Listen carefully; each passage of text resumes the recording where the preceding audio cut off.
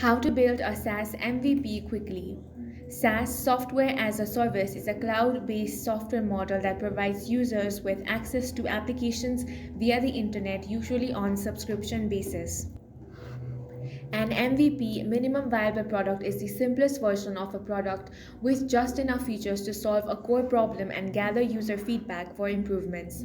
To build a SaaS MVP quickly, start by identifying your target audience's core problem and prioritize the most essential features.